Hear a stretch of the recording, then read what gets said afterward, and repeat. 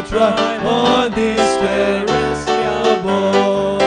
To Him all majesty ascribe and crown Him Lord of all. Every Him ascribe and crown Him Lord of all. Oh, that with yonder sacred throne we at His feet may fall. We'll join the everlasting song and crown Him Lord of all. Parang wala akong marinig na kumakanta. And crown Him Lord of all. Amen. Okay, so let us remain standing, no? Ba't pa masyado kang distracted sa video? Ano may ginagawa ng video man natin? May tumatawa sa congregation eh. Ha? Ayusin mo, ha? Sorry naman, partner. When Satan reminds us of our past, we should remind him of his future. Okay? Amen. So, partner, paano kung si Angel Oxin mahal ka, nalaman mo, mahal ka? Anong mararamdaman mo? Angel Oxin? Angel Oxin. Biruin mo yung isang sikat na artista, nalaman mo, mahal ka. Parang ang hirap i-explain. Paano kung crush ka lang? Crush lang. O, di, medyo okay, happy.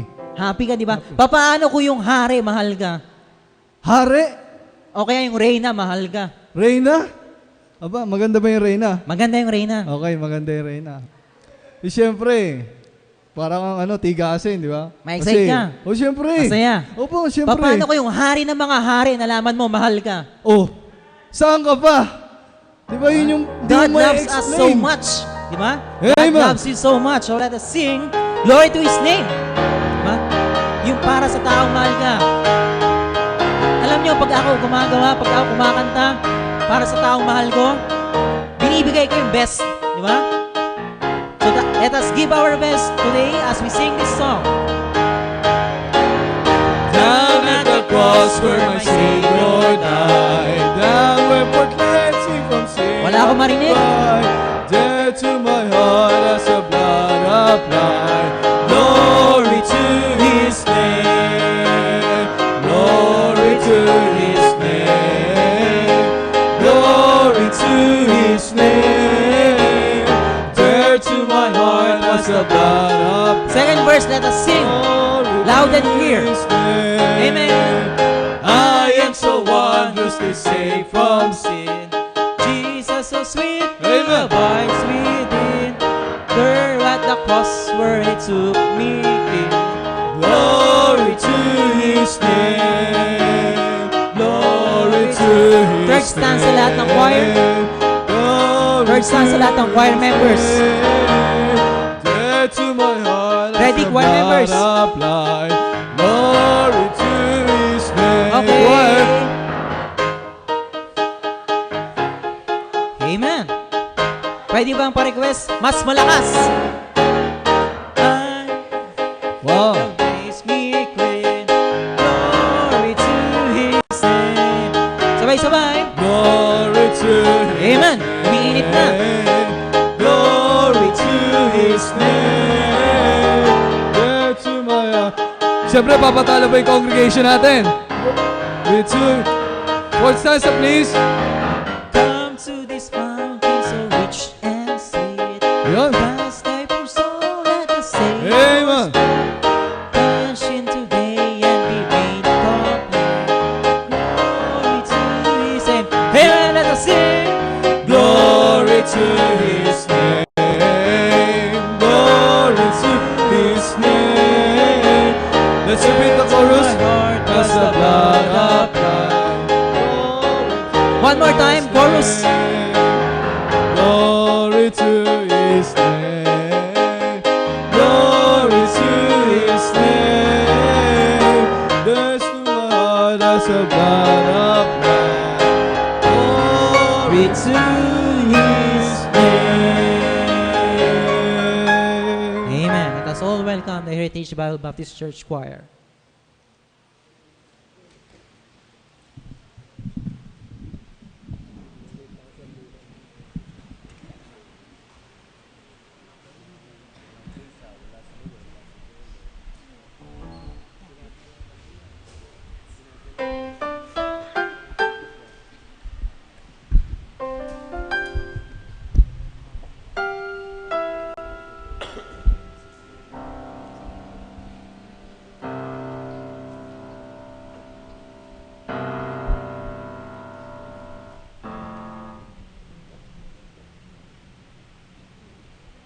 As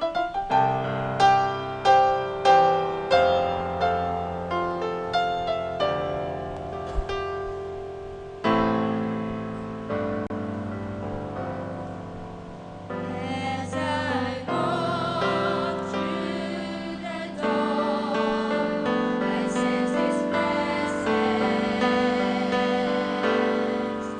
And I knew this was the place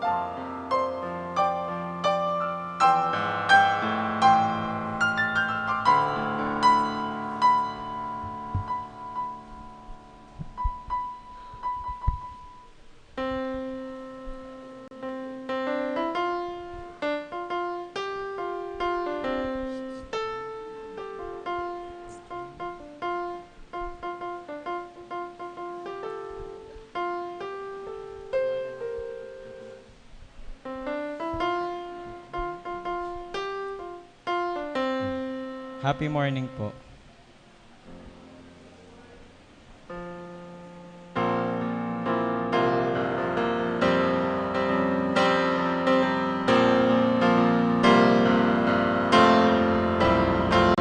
Turn the page for a new day and so we erased what right and what's wrong. Somehow we drifted so far on the truth that we can't get back home. Where are the virtues that once gave us love? Where are the morals that governed our lives? Someday we'll all again look back just to find what we lost.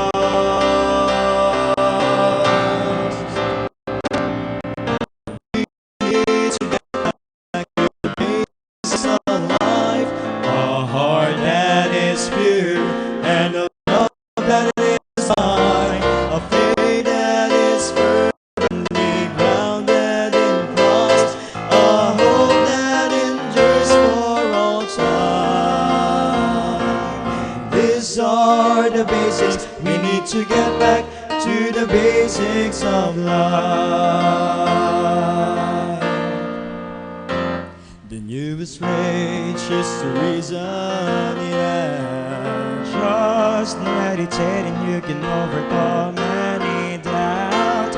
After all, man is a God. They say God is no longer alive, but I still believe in the old rugged cross. And I still believe there is hope for the Lord. And I know the rock of all ages will stand through the changes of time.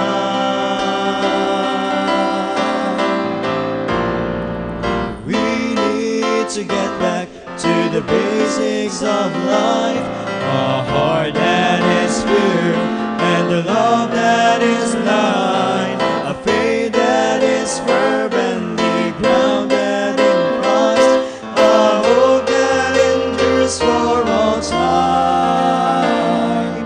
These are the basics. We need to get back to the basics of life.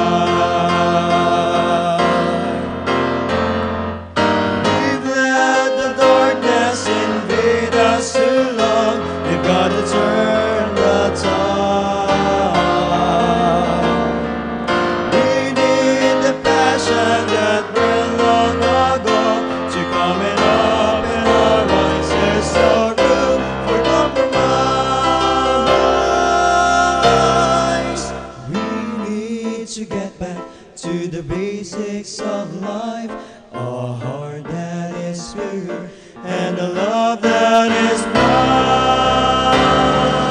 We need to get back to the basics of life, a heart that is pure and a love that is blind, a faith that is fervently grounded in Christ, a hope that endures for all time. These are the basics. We need to get back to the basics of life. The basics of life. The basics of life.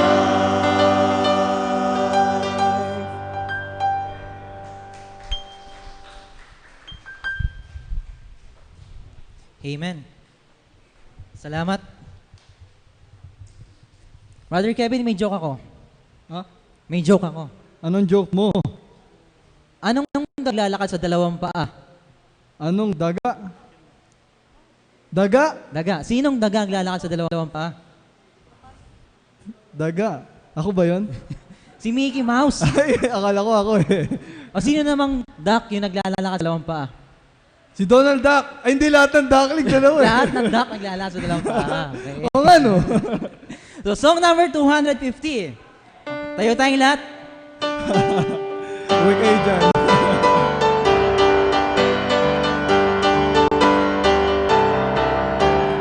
Alam niyo, ang buhay Kristiyano, parang pagsakay sa isang bisikleta. Hindi ka tutumba hanggat hindi ka humihinto. Okay? So let us sing, blessed be the name. Okay, ito gawin natin ha. Verse 2 lahat ng mga babae, verse 3 lahat ng mga lalaki. Verse 4 sabay-sabay, okay? First and last sabay-sabay. Okay, ready? So, Mr. Songleader. All praise to Him who reigns above, in majesty supreme, who gave His Son for man to die. Amen. Let us sing. Might man Shout. redeem. Blessed be the name, blessed be the name, blessed be the name of the Lord. Wala akong marinig. Blessed be the name, blessed be the Amen. name, blessed be the name All of ladies. the Lord. Amen. Abang ina. Amen! Talagang maraming babae sa langit. Chorus. Sabay-sabay. Ready? Blessed be the name, blessed be the name, blessed be the name of the Lord. Blessed be the name, blessed Lahat be ng the lalaki. name, blessed be Lahat the ng tunay na name of lalaki. the Lord. He may save your friend of mine, suing by the Amen. As device. Salvation's plan, for thou hast died for all. Everybody. Blessed be the name, blessed be the name, blessed be the name of the Lord. Blessed be the name. Last stanza, sabay-sabay. Yung pinakamalakas. Blessed be the name of the Lord. Amen. Ready? His name shall be The Counselor, the Amen. mighty Prince of Peace, of all earth's kingdoms conqueror, whose reign shall never cease. Blessed be the name, blessed be the name, blessed be the name of the Lord. Let's repeat the chorus one more time. One more time. Blessed be the Chorus. name of the Lord. Blessed be the name, blessed be the name, blessed be the name of the Lord. Blessed be the name, blessed be the name, blessed be the name of the Lord. Amen. Let us Thank all you. welcome our Thank pastor. you mga gopings. Kaya lang corny. Next time. Next time meron ulit. Thank you. Thank you for that. At ako po'y laging excited sa pag-alam at paggawa ng kalooban ng Panginoon. Because, sabi nga natin, if you still remember, there would be no failure to those who knows and do the perfect will of God. Amen? Ano man ang kalagayan mo, ano man ang sitwasyon mo ng buhay mo, gaano man kapait, gaano man kalungkot ang nangyayari sa iyo, kung alam mo na ang ginagawa mo ay sa kalooban ng Diyos, there is no failure. There is no disappointment. There is no discouragement. Make sure what you are doing and who you are today is you are doing the perfect will of God. Amen? So, mahalaga po yung sinasabi ko po sa inyo. Do not miss God's best in your life. Bakit po mga kapatid? I'm so excited to do that and to preach that to you. Sapagkat alam ko wala nang ibang pinakamasayang buhay kundi ang malaman ng kalooban ng Diyos sa buhay mo. Yung pinakalayunin ng buhay mo. Kaya nga po, we need to give and do our best. You know why? Lagi mong ilagay sa isip at puso mo, maaaring yan na lang yung huling hininga mo, naihugot mo sa sarili mo. Maaaring ito na yung huling preaching na ibibigay ko. Maaaring ito na yung huling pagsamba ko. Maaaring ito na yung huling tawag mo. Ito na yung huling pag-uusap nyo. Ito na yung huling pagkakataon na binibigay sa iyo ng Panginoon. So do not miss God's best into your life. Amen? Genesis chapter 21.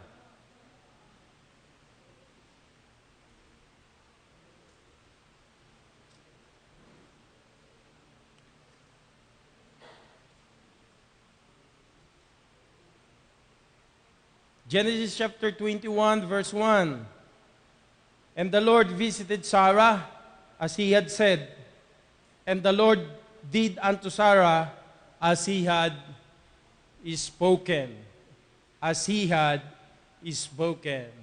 So ngayon pong oras na ito, entitled this, Do Not Miss God's Best. Manalangin po tayo. Aming Diyos, pagpalain mo ang iyong mga salita, abutin mo ang aming espiritual na pangangailangan, at higit sa lahat, dakilang Diyos, sa pamamagitan po ng iyong mga salita, ay dito, Panginoon, mas lalong lumawak ang aming pagkakilala sa iyo, lumalim ang aming pag-ibig, tumibay ang aming pananampalataya. Sa matamis na pangalan ni Jesus, Amen. Do not miss God's best. Please be seated.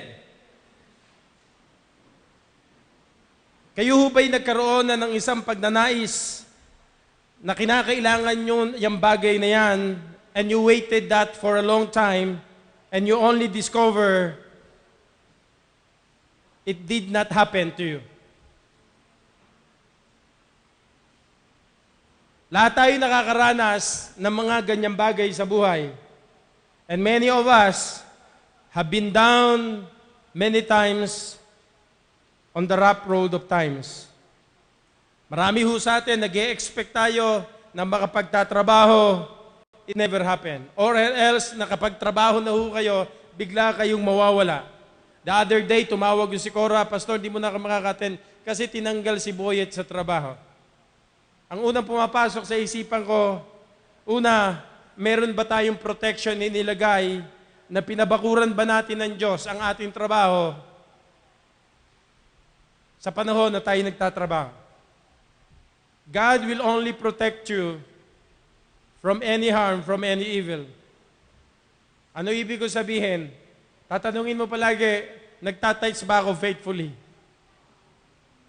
Yun ho yun. Walang protection pagka walang faithfulness ng tithe sa mga nanampalataya. Di ba sabi ng Panginoon, pipigilan ko mga devourer. Tama no? Sa inyong tahanan. Amen? Matakot ho kayo pagka hindi nyo faithfully ginagawa po yan. Kasi alam ninyo, wala sa inyo ang fence ng Panginoon para proteksyonan ang anumang ari-arian na meron ho kayo, na pinakaiingatan po ninyo. O kaya naman po mga kapatid, gusto mo magkaroon ng bahay, pinag-ipunan mo yun, all of a sudden, yung binili mong bahay, sira-sira na pala. Yung binili mong bahay o pambili mo ng bahay, ubos na. O kaya naman, nag-e-expect ka na minsan isang araw, magkakaroon ka ng anak at lalabas na, pero yung pala'y false alarm. O kaya naman nagkaroon ng tinatawag na disgrasya sa ating along the way ng ating ano. O kaya nagkaroon ka ng anak na mayroong physical defect. Di ba? O kaya naman mayroon kang kausap na double cross ka o niloko ka. So mayroon ka bang hinihintay sa buhay mo? Remember this, the longer the waiting period is, the greater is the possibility of disappointment. Kasi inaasahan mong mangyayari, pero it never happened. So ano ba ang lessons ng disappointment? Di ba? Kaya nga po, isa sa pinakamahirap na i-deal ay ang disappointment sa buhay. But there are lessons you can learn from your disappointments. Okay? Number one, disappointment teaches us humility. Disappointment teaches us humility. The more you will become humble. Diba? When you experience disappointments. Number two, it turns our focus away from the world or from ourselves and back to God. You've learned how to focus more on God rather than the world. Number three, it teaches us to appreciate what we already have. We've learned to be thankful and grateful for that. Diba? Do not complain of what you do not have. Do not complain of what you lose. You be grateful and appreciate what you have today. Why? Because people do not even have those things. Thank God, at least you have those things, okay? You've learned to appreciate those things. Number 4, it liberates us from the bondage of having to have our own way. Kasi nga, alam mo, only God's way is the best. God will make a way when there seems to be no way. Amen? That's good. The next one is what?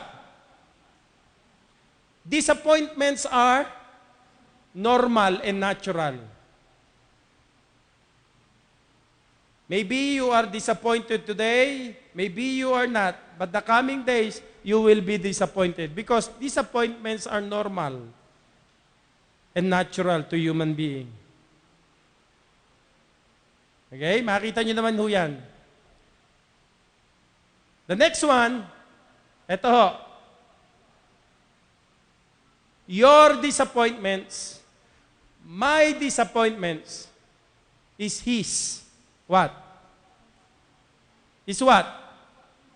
His appointment.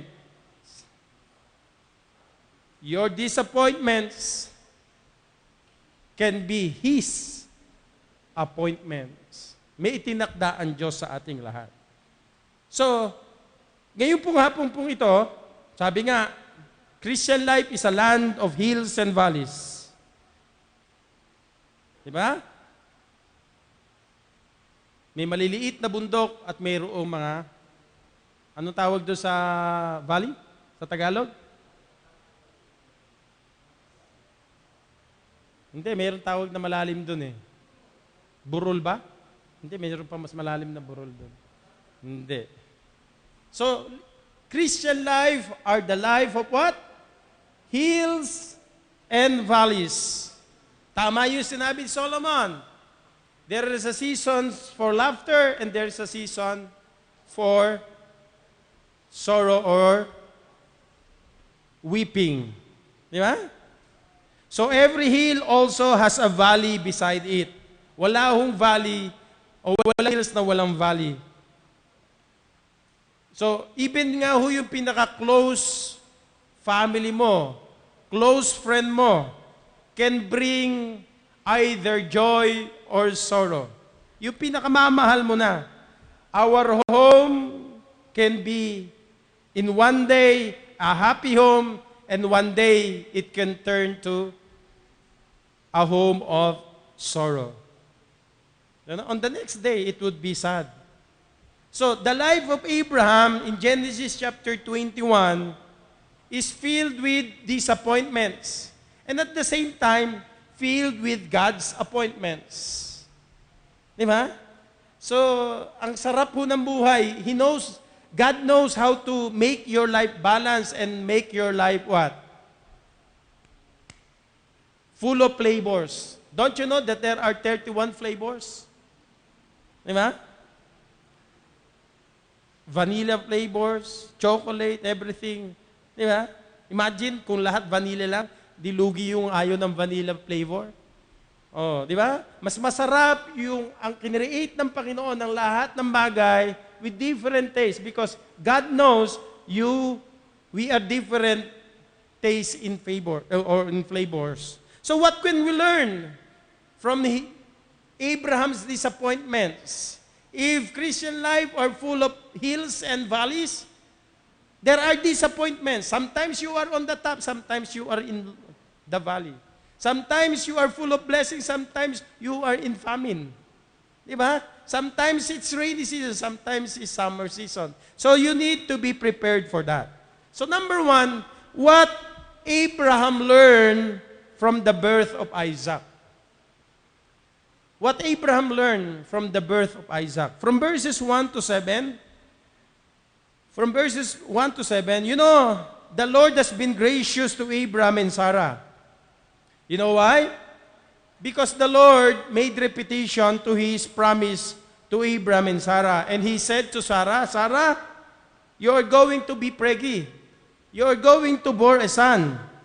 And she said, Abraham is so old. Di ba? The promise of God has been gone already. And the Lord answered his prayer and gave him a son, di ba? Sarah bore Isaac. And when son as Isaac was 8 years old, Abraham circumcised him. Why? Why Abraham circumcised Abraham at the 8 days? Because God commanded that. Di ba? So in every little ways, Abraham is doing his best. He exactly obeyed God as God commands. Ganun no? Pero sa lahat pa rin ng bagay, mayroon kang matinatawag na disappointments. So Sarah said, nung sabihin sa kanya ng Panginoon, you're going to be pregnant, you're going to have a son. Ano ginawa ni Sarah? She laughed. Diba? And everybody, sabi ni Sarah, I did not laugh, Lord. Nobody hears me. But God hears your laughter. Di ba? God hears your laughter, sabi ng Panginoon. No, what Abraham learned? Number 1, he learned that God keeps His word. He learned that God keeps His word. Look at verse 1. This is the most important part in the whole chapter, in chapter 21. Look at that. And the Lord visited Sarah as He had said, and the Lord did unto Sarah as He had spoken. As He had spoken, as He had promised. Di ba? The Lord visited her again. The Lord reminded her about His promise. God keeps His promise. Ang tao nakalimot na. Ang tao, para ba sinabi niya, wala nang pag-asa, hindi totoo. Pero never in God's side. Diba? God keeps His promise. Sarah became pregnant, and Abraham had a baby son in his old age. And at that time, Abraham was already 100 years old. Diba? Imagine, at his last years, at his last moment, the Lord answered his prayer. Kaya huwag kang mawawalan ng pag-asa. Kahit matanda ka na, kahit para bang ang hirap maghanap ng trabaho. Di ba?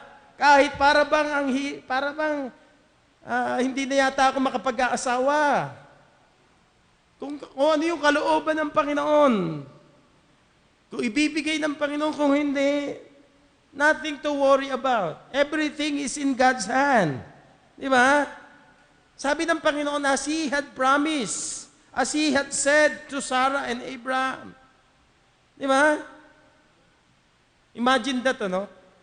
Maybe Sarah was already 99 years old or 98 years old, 97, and Abraham was 100 years old, pero nagpapalit pa rin ng diapers. Sa bagay, wala naman diapers no, no? Hindi naman biruin nyo imagine that, di ba? So Abraham learned that God keeps His word. Church, let me just tell this to you. God never lied to you. He keeps His promise. And every time you asking God for something, ask God, ask His word, claim His word, pray in His word, di ba? Always back up your prayers in the Word of God. Mas matibay ho yun. Kasi yun yung tanging pinanghahawakan mo na salita ng Diyos. Nung maligtas ka, ang pinanghawakan mo yung salita ng Diyos. Tama? Para sa pagbubuo ng isang pamilya, kailangan mo ng salita ng Diyos. Sa pagsosoul winning, kailangan mo ng salita ng Diyos. Sa pananalangin at meditation, kailangan mo ng salita ng Diyos. Sa bawat himay-may, in every blood that comes into your veins, you need the very Word of God. Because God keeps His promise. Diba? In your disappointments, learn that God keeps His Word. Ano? Number 2, he learned that God's timing is always perfect.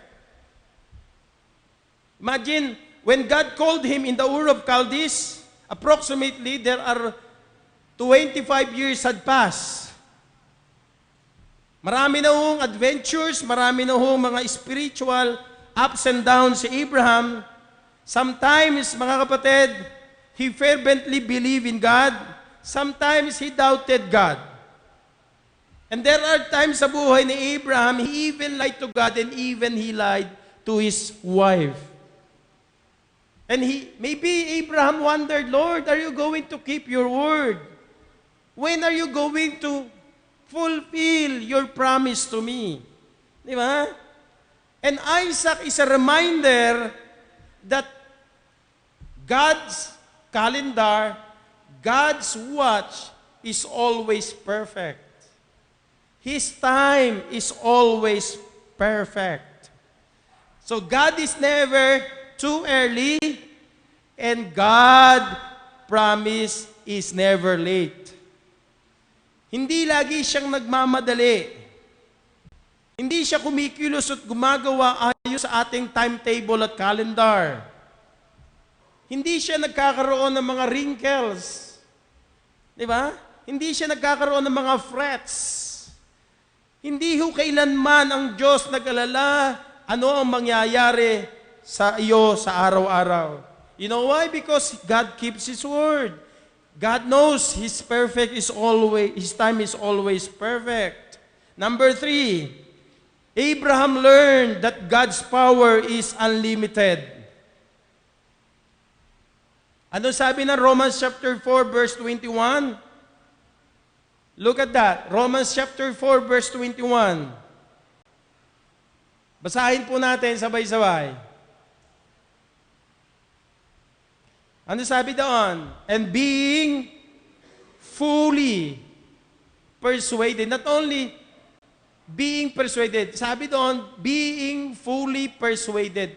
Ang Bible, kapag ka nagbibigay ng diin, binibigyan niya ng, ng emphasis, yung talagang gusto niyang iparating sa ating lahat. So, are you really persuaded? Are you fully persuaded? Not only are you persuaded? He said, I am really, what? Fully persuaded. Ano sabi doon? That what He had promised, He was able to what? Perform. What He had promised, He is able to perform. Sabi nga ng Bible sa Book of Romans, Abraham was as good as dead. So physically impossible for him to have a son. Di ba? Oh, imagine that, for that impossible or miracle baby son. Di ba? All glory and credit belongs to God. Di ba? Bakit? Imposible na mangyari ho yun, di ba? Walang ginawa si Abraham kundi paniwalaan yung sinabi ng Panginoon. Di ba? Hindi siya makapaniwala kapag karga-karga niya si Isaac. Totoo ba ito, Panginoon? Di ba? Kasi alam natin, there is nothing too hard for the Lord. Nothing is impossible with God. Mas madali tayo mangamba, hindi tayo makatulog, hindi tayo makakain, nai-stress tayo, nag-worry tayo, natatakot tayo. It only shows you are not really persuaded to what God had promised to you. So, pagka dumarating kayo sa inyong bagay, kailangan nyo ang salita ng Diyos. Oh, listen. Kapag kayo nangangamba at natatakot na, it only shows walang salita ng Diyos na nakalagay sa puso't isip niyo. Tatandaan nyo yan. Alam nyong mali at hindi tama ang relasyon ng Diyos. Ang kinakailangan, itama mo relasyon mo sa Panginoon. Di ba? Be right with God. Keep in tune with the Lord para maging mapanatag ang lahat ng bagay. And you have to learn from Abraham's experience. So, he learned that God keeps His word. His timing is perfect, is always perfect. His power is unlimited. Parang unlimited sun, unlimited load. Pero yan ang unlimited na limited. Di ba? Thank God, His power is unlimited. Di ba? He can do greater things from you. What do you expect? Sometimes we're expecting the worst. We're thinking the worst sa buhay natin. Why not expect the best from God and from your life? Di ba? Importante yun. Next, he learned that God can turn sorrow into joy. So Sarah laughed in unbelief. And when the years had passed, Isaac was born. And his name means, Isaac means what? Laughter. So, imagine that, ano? Yung anak mo, pagka nakikita mo, ang anak kong to, I bore him in sorrow. Ano? But after he what? Got into my hand, sabi ng Bible, that sorrow turned into joy. Di ba? Only God can turn sorrow into joy. Only God can do that. Di ba? Kaya sabi ng Bible, they that sow in tears reap with joy, sabi ng Panginoon. God can turn the night into morning. God can turn the darkness night into a brightest day. He can turn everything into God's perfect day. Di ba? Sa buhay po natin. So, importante yung makita ho natin that yung mga experiences natin, yung mga disappointments natin, yung waiting periods natin, yung failure ho natin, let us learn from Abraham's experience. He learned that God keeps His promise. He learned that God's power is unlimited. God can turn sorrow into joy, that God's timing is always perfect. Importante po yan. Number 2, after the birth of Isaac, look at this. Before Isaac was born, meron nang nangyari. Okay? Let me just show you this to you. Di ba? Sometimes because of disappointment, sometimes because of hard times, hard knocks, di ba? Knockouts, knockdowns, not knockouts. Sa buhay po natin, we make what? Foolish, wrong choices and decisions in life. And we need to be aware and beware kapag ka dumarating ka sa lowest point ng buhay mo. Kasi doon nakakapasok ang kaaway. Doon ang pinakamahalagang kinakailangan mong ipasa na dumadaan ka sa ganung bagay. What Abraham learned from the dismissal of Ismael, verses 8 to 21.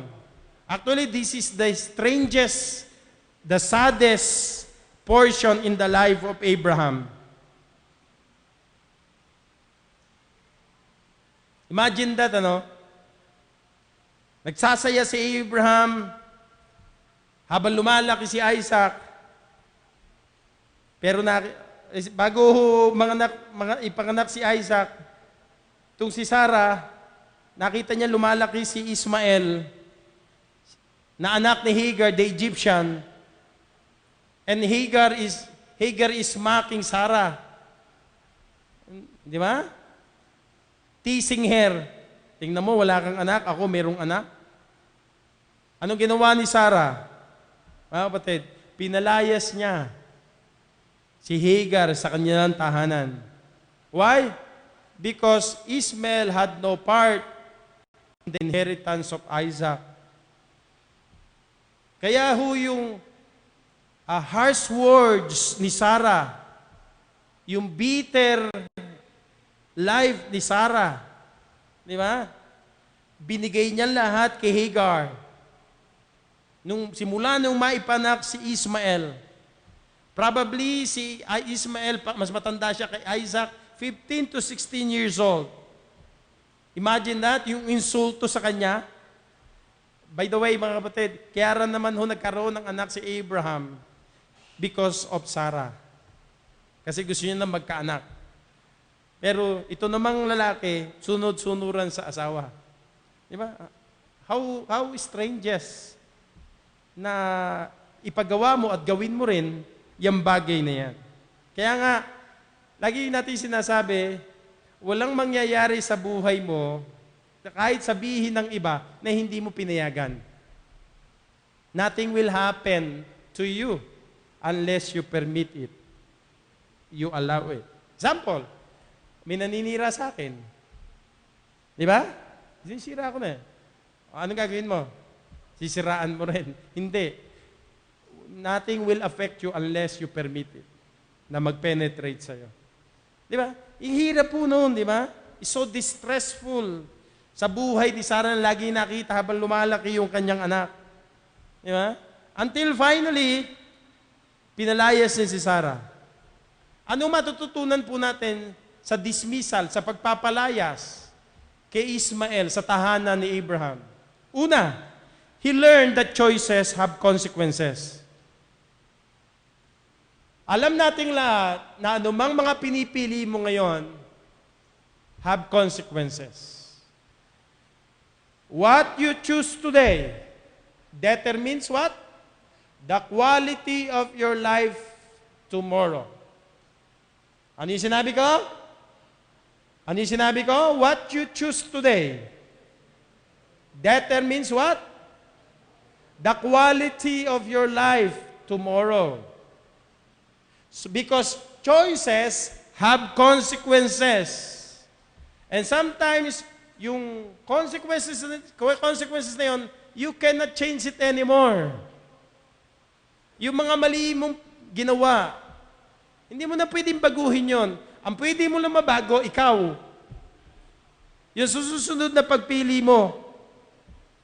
Imagine that hindi ka makatulog, hindi mo matiis na makita na mayroong anak si Abraham sa iba. Ang hirap po na, no? Siguro isa sa pinakamahirap na mararanasan ng mga asawang babae, na yung yung asawa mo mga liwa. Tama ako, hindi? Mga babae, admitted? Mas masakit pagka ang asawa mo nanganan. Mas malala yun. Para bang masarap tanggapin yung kaliwa, pero yung pag nanganan ng lalaki mo, ibang usapan na yon. Pwede siya sa lalaki, pwede siya sa babae. Di ba? Mas mabigat no? Kung meron siguro pinakamahirap na laging iisipin na hindi makakatulog ng babae, yung karanasan na ang kanyang anak, ang kanyang asawa ay may anak sa labas. Di ba? Actually, yung motivation, yung idea, hindi maganda. Di ba? Sapagkat si Sarah gusto niyang i-please yung kanyang asawa para lang mayroon lang talaga. Pero yung suggestion ni Sarah was wrong. Di ba? Ito namang si Abraham, sapagkat sa sobrang disappointment, sige na nga, payagan na natin to. Di ba? That is not a proper kind of spiritual leadership. Mga tatay, di ba? You stand on your ground. Be firm on your conviction. Di ba? Na kahit sino hong naghubad sa harapan mo. Di ba? Kahit sinong tumabi sa'yo. Lagi mong iisipin, ang asawa ko naghihintay sa bahay habang ako'y nagmamaneho. Lagi mong iisipin ang asawa ko pag ikaw ay nasa abroad, ang asawa mo nagtitiis na hindi ka kasama. Di ba? Huwag nawang isipin ng babae na meron kang kalaguyong iba. Alam mo ba, nagiging paranoid ang mga babae kapag ka merong kang naiisip na iba? Yung text, laging binabasa. Di ba? Pagka may sasakyan ka, dati hindi sumasama, lagi ka nang kasama. Ayaw mo nang aalis siya, saan ka pupunta? Di ba? Lagi mo nang binabantayan. Paranoia na yan, di ba? Ano yung paranoia? Di ba? Yung tamang hinala. Adik yan, adik sa hinala. Kaya kapag kinompromise natin yung ating standards, pansinin nyo, sa mga kaibigan mo, kaklase mo, sa opisina mo, pag inalo ka ng alak, itetest ka talaga nila to your limit. Talagang, isa lang. Subukan mo lang, hindi ka naman malalasing dito. Konti lang, di ba? Pambira naman, Killjoy. Sama ka naman sa barkada. Mararanasan nyo yan sa eskwelahan. Talagang, yung peer pressure napakataas. Di ba? Kasi kilala ka nilang Christian.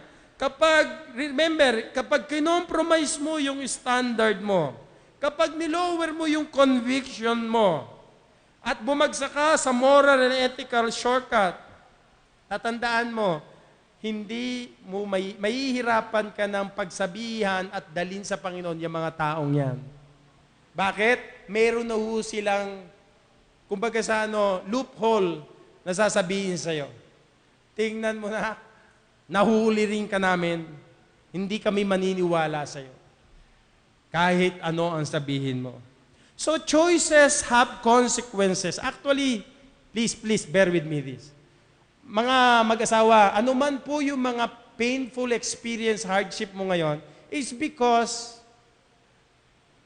you choose that yesterday.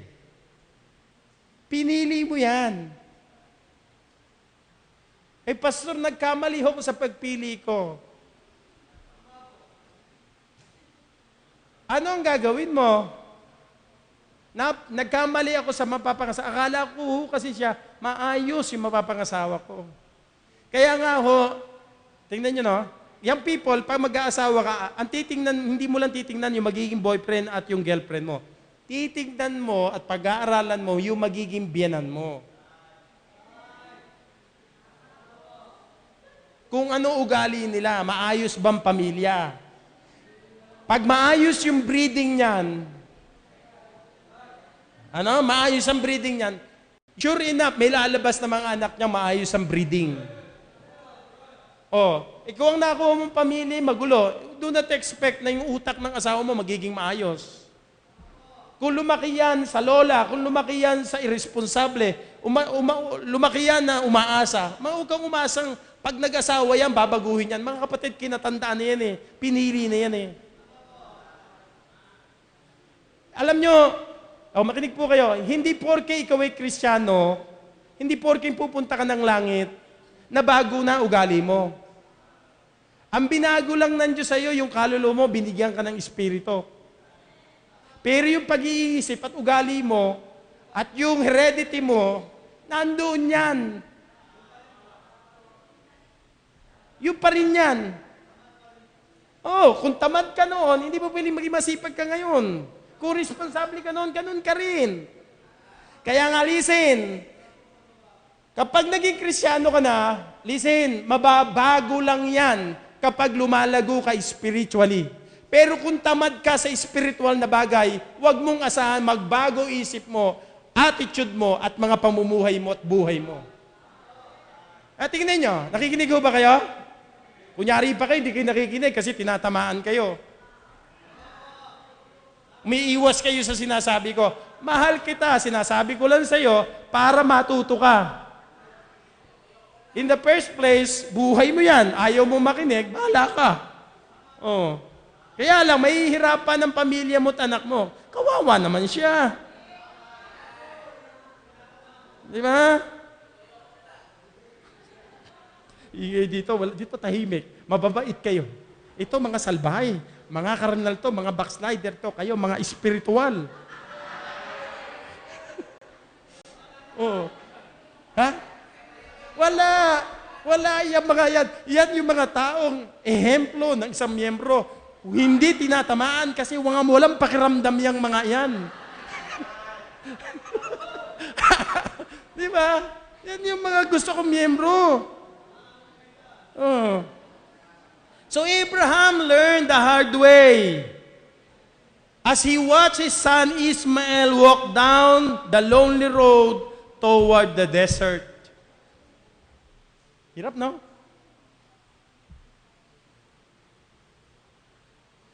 Di ko sasabihin sa inyo, meron tayong naging miyembro dito, nagkaroon ng anak sa labas. Talaga yung asawa, talagang, alam nyo, sa church natin, daming karanasan. Yung isa-isahin mo ang karanasan ng mga miyembro. Kaya nga ang church natin, hindi perfect eh. Only imperfect people. Di ba? Please, tingnan nyo. Di na, kapatid. Akala niya, asawa niya, nagtatrabaho sa labas. Yung pala, meron tinatrabaho sa labas. Di ba? Nagtatrabaho sa labas, nabuntis. Di ba?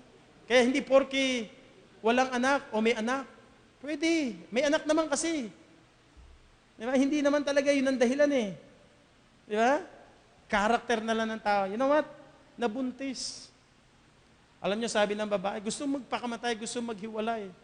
Pinuntahan namin ni Mrs. ng alas 2 na madaling. Inabot kami hanggang alas 5 na madaling araw. Huwag lang maghiwalay. Huwag lang maghiwalay. Di ba? Kung pwede nga lang, sabihin ko sa inyo, hiwalayan mo na. Magkakasala naman ako sa Panginoon. At huwag kayo magsasabi sa akin, gusto ko ng hiwalayan. Please, forgive me. Hindi ako magdi-decide kung maghihiwalay ko't hindi, pero as much as possible, by the grace of God, huwag mong hiwalayan. Kaya sabi ko nga sa inyo, kung ayaw nyo sa Panginoon, ayaw nyo matin sa church, leave it to God. You cannot change that person, you cannot change the heart. Pero sinasabi ko sa iyo, huwag kang paapekto, huwag kang hihinto sapagkat ang asawa mo ayaw umatin sa church. Go ahead! Ginawa mo na lahat ng paraan eh. But never give up on your prayer.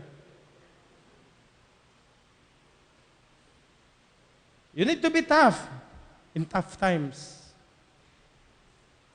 Kung hihinto ka, kung manghihina ka, paano naman ang mga anak mo? Di ba? Paano naman yung mga sumusunod sa'yo? Di ba? Kasi po pwedeng ayaw mong umatin, ayaw ko na rin umatin. Kanya-kanya na lang tayo sa buhay. Hindi po pwede yun. Kasi may mga anak ka. So, no? So, your choices have consequences. Number 2, Abraham learned or he learned that the good must go in order that the best may come. Alam nyo, dito makikita nyo how fair God is. On one level, napakadaling intindihin kung bakit si Sarah at Hagar did not get along. Yeah? Yung kasama sa bahay niya, si Hagar. At napakadali rin naman tingnan kung bakit si Ismael at si Isaac hindi nag-grow up at yung magkapatid hindi naging best friends. Di ba? Literally, mga kapatid, Abraham cast off Ismael and Hagar. So, doon sa disyerto. There are only 2 possible answers. Para bang napaka-unfair, napaka-injustice ng Panginoon. Pinalayas at pinayagan niya yung kanyang anak. And sometimes, God must be tough and Abraham must be tough. Kailangan mong pakawalan ang mabuti in order for you to get the best. Ang hirap nun. Anak mo yun eh. Ba't mo pagtatabo yan? Pero pinahintulutan ng Diyos. Mahirap, ganito church, ano? Mahirap po kasi yakapin ang lahat. Ama? Naintindihan niyo ibig ko sabihin? Yun nga lang pamilya mo, ang hirap mong akapin eh. Iyayakap ka pa ng iba. Kukunin mo pa to, kukunin mo lahat. Mga kapatid, tatanda tayo, mamamatay tayo. Hindi natin nagagawa ng responsibilidad at ng accountability ang bawat isa. God always teaching us and teaching you to be responsible and accountable of what you have done in the past. Ano yun? Pangatawanan nyo yun. Di ba? You must let the good go so that the best may come. Ano yung possible na dahilan kung bakit pinayagan ng Panginoon yun? Number 1, God knew something about Abraham. Abraham did not know. Alam ng Diyos kung paano pangangalagaan niya si Ismael mula doon sa disyerto. Oh, nagkamali ba Diyos? No. Tingnan nyo ang Saudi Arabia, ang Middle East. They grew up through Ismael. God knew how to take care even Ismael in the desert. So you must let the good go. The good go so that the best may come. Blessing pa rin yun na makikita ho ninyo. Di ba? The other answer is, God wanted to protect Isaac because he was the promised seed of Abraham. Kaya po pagdating sa chapter 21 ng verse 12, and God said unto Abraham, let it not be grievous in your sight because of the lad. Naintindihan ng Diyos. Mabigat para sa magulang, mabigat para kay Abraham na makita yung kanyang anak na nandun sa disyerto. Tayo minsan, tayo mga magulang, konsentidora tayo. Wala tayo standard. Kaya minsan hindi natututo ang ating mga anak. Di ba? Kailangan hong minsan paturo natin sila sa Panginoon. If Abraham learned the hard way, let your children learn a hard way. Why? Kung lagi nyong gagawin yan, aalisin nyo sila sa kulungan, aalisin nyo sila sa problem, kukunin nyo ang lahat, i-bail out nyo sila, hindi matututo yan. Di ba? Kaya kayo mga young people, matutuho kayo.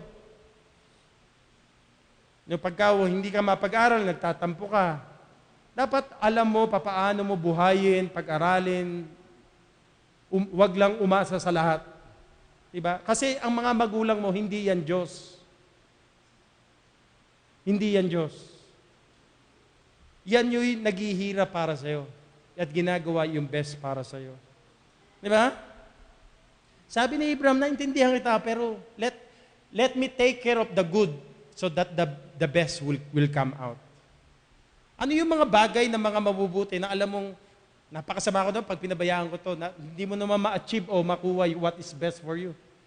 Hindi mo naman ma-achieve kung ano yung gusto ng Panginoon para sa'yo. Di ba? So, importante para mailabas yung best. Every Olympic Games, alam niyo po ba yung mga bata na sumasali doon sa mga tinatawag nating gymnastics, 2 to 3 years old, tinetrain na ho sila to compete at the highest level. They need to sacrifice 8 hours a day to practice because they are going to compete the best among the best of every country. Di ba? Thousands and thousands of people will compete for the best. Di ba? Parang hindi normal yung buhay nila. Pero doon lumalabas yung diet nila, yung exercise nila, lahat ng gagawin nila. They exercise, they train, they diet, they lose weight, they gain weight, they lift weights. Lahat gagawin nila. They practice, and practice. Day after day, month after month, year after year. Why? So that the best will come out.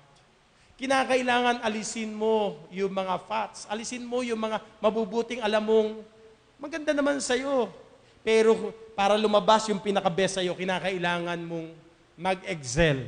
Alisin ang lahat yan. So you need to get out of that good. You need to let go of that good so that the best may come. Okay? Pakitingnan nyo yung email ko.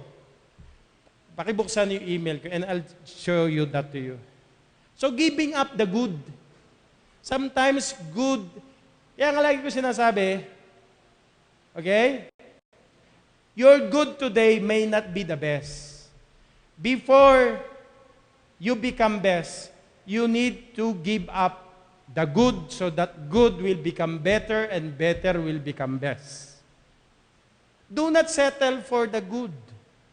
Amen? Maganda nang mabuti ka, maganda yung ganyan. Aim for the best. Excel in whatever talent or abilities or spiritual gifts or service o plan or purpose ng Diyos sa buhay mo. Kasi doon ka lang magiging maligaya, nag-e-excel ka. Alam nyo, doon lang sa mga shallow road, doon sa mga tinatawag nating plateau, ano huron, boring huron. So every day you have to study, you have to learn, you have to excel, you have to do some effort, you have to practice day after day. Gawin mo ang lahat ng effort mo just to achieve what is best for you. Ganon din sa larangan ng Panginoon. Okay? I'll show it to you sa aking email. Ano? In our conclusion. Nakita niya? So mahalaga po yung sinasabi ko po sa inyo. So para ma-accomplish mo yung magaganda sa buhay, yung mag-best sa buhay mo, para ma-achieve mo yung best mo, give up the good. Amen? So, importante po yun, yung pag-dismissal niya kay Ismael, kung hindi, ang ginawa, ganito ginawa, no? Sinuwa ni Abraham, Lord, napaka-unfair mo naman. Yayaka, kinuha niya si Ismael. What will happen? Wala nang gagawin niya sa loob ng bahay kundi mag-away. Kasi laging plano ng Panginoon, maghiwalay. Pag nag-asawa ka, humiwalay. Pag nag-asawa ka, humiwalay. Pag nag-asawa ka, humiwalay. Kasi wala, yun nga lang kapatid mo sa loob, nag-aaway-away pa kayo eh. How much more, alam mong may problema sa labas, tapos sa pagsasama-sama mo, hindi ho kailan magkakaroon at hindi ma-achieve yung best. So, importante po yan. Di ba?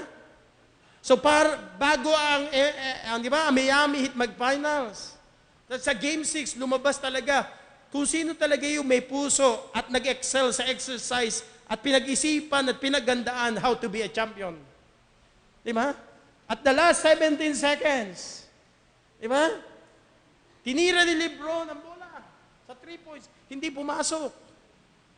Sa isang pagkakamali, nailabas si Duncan. Kung nandun si Duncan, hindi sila matatalo. Kasi walang threat sa rebound. Isang pagkakamali, you will not achieve your best. You might lose.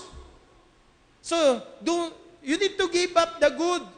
Di ba? So that you can achieve the best.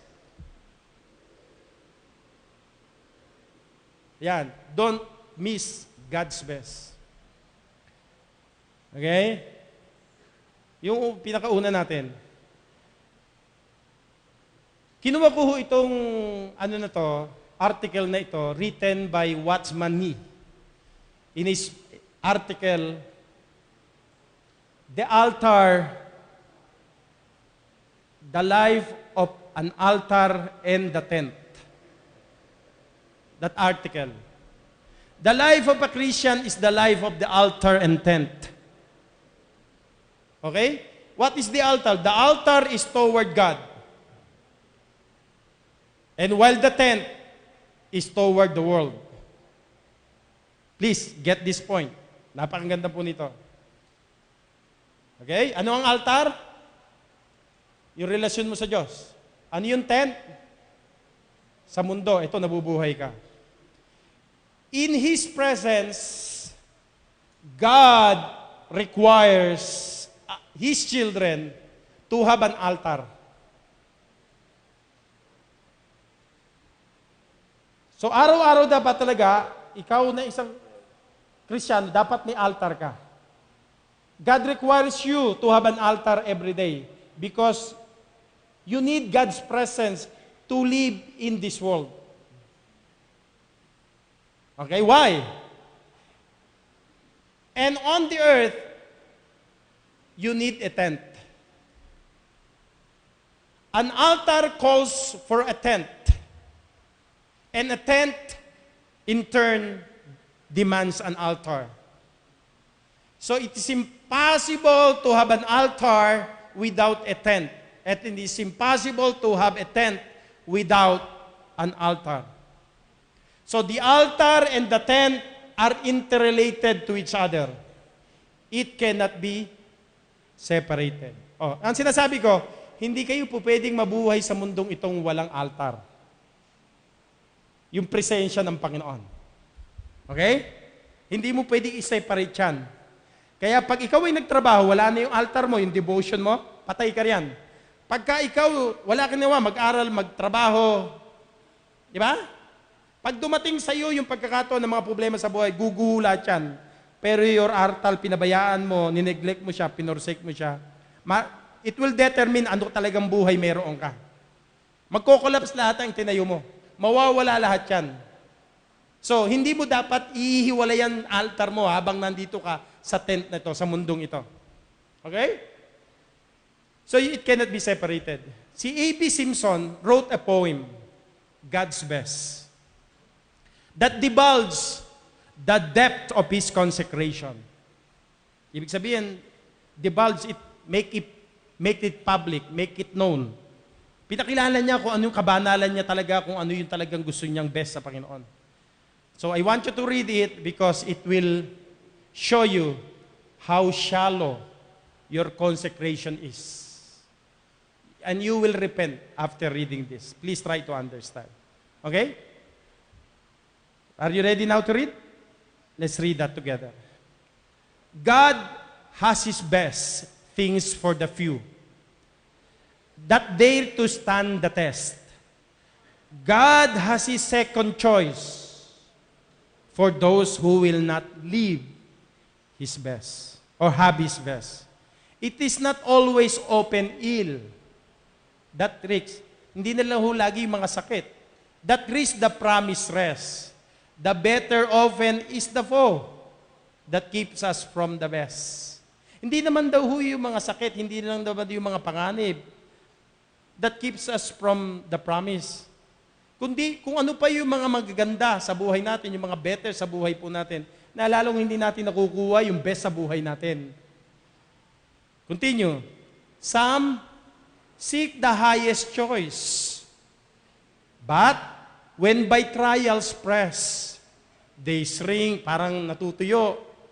They yield. They shun. They shun the cross. And so, they lose the best. Give me, O Lord, thy highest choice. Let others take the rest. Hayaan mo silang magpahinga, hayaan mo silang tumigil, hayaan mo silang mag-quit. Their good things have no charm for me. I want the very best. Last, I want in the short life of mine as much as can be pressed. Para siyang dinidikdik, kahit na dikdikin ka na at walang matira sa'yo. Of service true for God and man, make me to be thy best.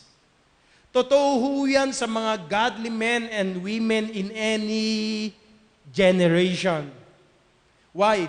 Because they have a life of the altar, presence ng Panginoon, and they have a life of the tent. Listen, and these people never miss God's best. Are you listening? Wala naman ho kasing problema, hindi natin pinagdududahan na ang Diyos wants best for His children. The problem is this, we are always wondering how painful the best will turn out to be. Ano ibig nating sabihin? Pagka ikaw ay nagsasuffer na, kapag ikaw hindi mo na alam, disappointed ka na, failure ka na, wala ka ng trabaho, talagang walang nangyayari sa'yo, anong sagawin mo? Hindi mo alam kung makukuha mo pa yung best na yan. Merong isang taong nagsulat, and let me quote this to you. Nandyan din ho yan. People are often unreasonable and self-centered. Forgive them anyway. If you are kind, people will accuse you of ulterior motive. Be kind anyway. If you are honest, people may lie and cheat you. Be honest anyway. If you find your happiness, people may be jealous. Be happy anyway. Give the world the best you have, and it may never be enough. Give your best anyway. For you see, in the end, it is between you and God.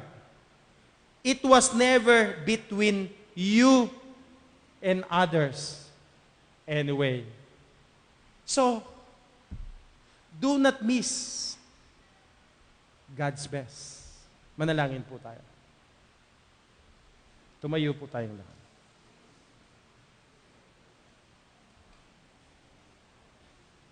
Sa napakaikling buhay po namin sa mundong ibabaw,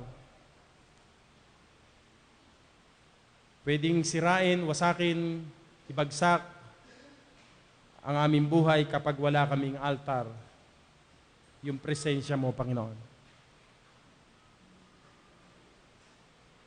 O pwedeng ilang sandali huminto ang pag-ihinog ng mundo sa buhay namin. Tumigil, Panginoon, ang tikatik ng orasan. Dalangin ko po sa iyo. at the prime of our youth, at the prime of our strength, at the prime of the opportunity,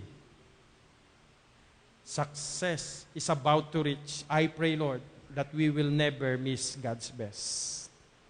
If you want God's best, you cannot separate the tent and the altar. Always have an altar sa buhay mo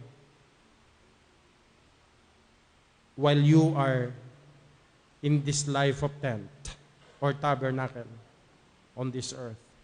And you will have God's best. Do you really want God's best? If you want it, like an Olympian athlete, they will do everything to be at their best. Give your best today, because tomorrow may not be for you today. Lord, marahil huling hininga na ng buhay namin. Huling pagtayo ko sa pulpitong ito. Huling pagpunta ko sa simbahang ito. Hindi namin alam. Dalangin ko po sa iyo, lahat ng gagawin namin sa buhay namin ay laging nakatayo at binabalikan yung altar na doon, Panginoon, ang pinakamahalaga sa buhay namin. It is not our ambition, it is not our plans, it's not our goal, it is not our children, it's not our family, it's not our business, it's not about money, it's not about others, it's about our altar to you. Kamusta na ang altar mo? Araw-araw ng buhay mo. O panay tent lang ho tayo, tent making tayo. Tabaho na tayo ng bahay, pero neglect mo, pinirsik mo ang altar mo sa Panginoon. Kamusta na po ang altar nyo? Talaga bang ganun kalalim ang consecration natin at godliness natin pagdating sa pag-alam ng best, na gustong best ng Diyos sa buhay mo? Will you? That's the reason why kahit anong gawin mo sa buhay, you are not at your best. Because only God's best plan is the best. Will you be the best for God? Come as you are.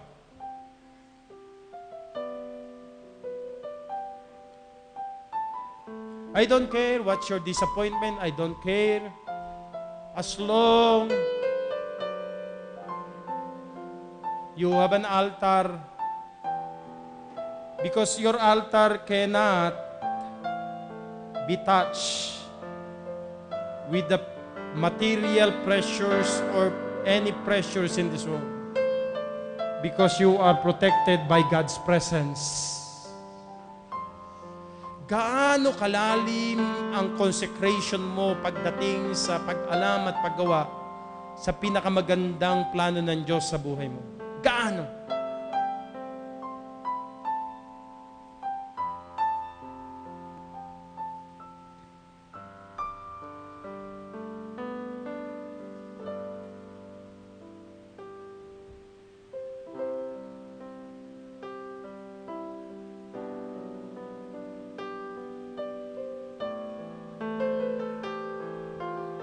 Baka na lang ho, aral na lang tayo ng aral. Baka lagi na iniisip, kumita ng pera, magtrabaho. Nakalimutan mo. Sabi ng poem, walang kwenta sa akin ang mga kinikita at karangyaan ng mundo. Ang pinakamahalaga sa akin, yung God's best for me.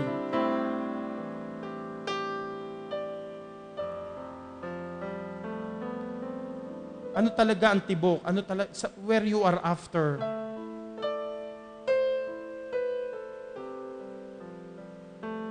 If you want God's best, be the best person for God. And He will give you the best. The best life, the best family, the best church, the best work. Gaano kalalim? Handa ka bang pasanin mo yung cross just to be at God's best?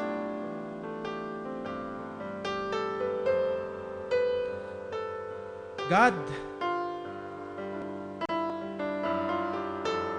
we are not yet arrived. We are still on the making. We are still on the progress. And we are in the right direction of knowing and doing God's best. There is no best to a mediocre person. There is no best for a people who are hypocrite and pretending it's okay but it is not.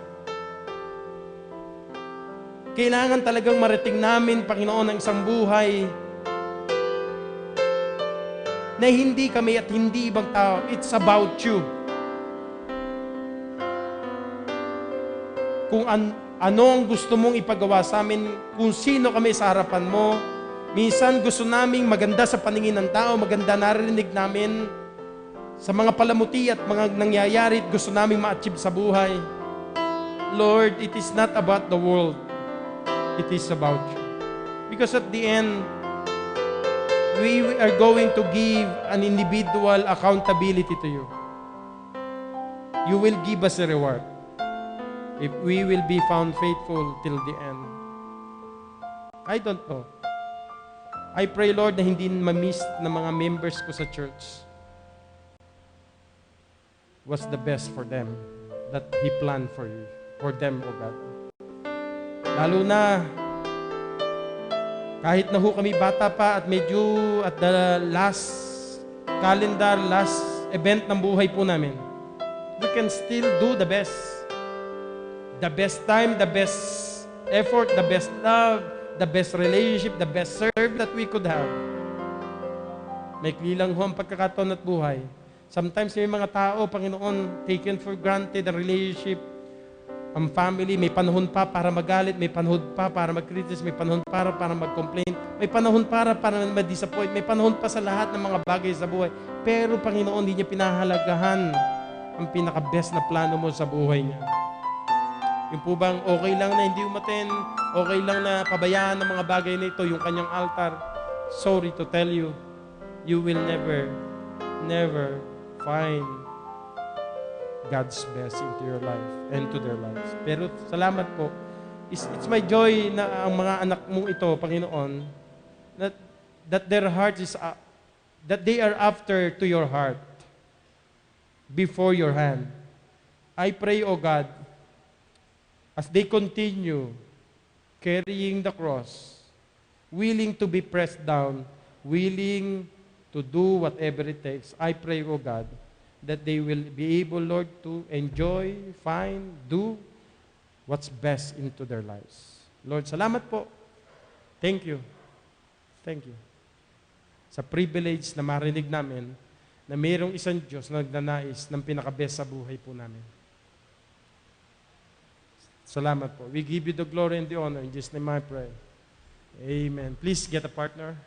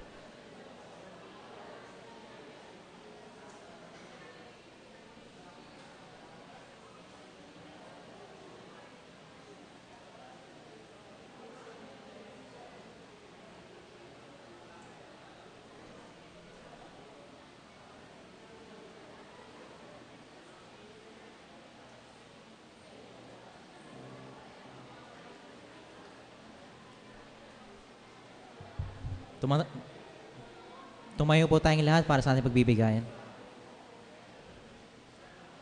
Tayo po tumayo.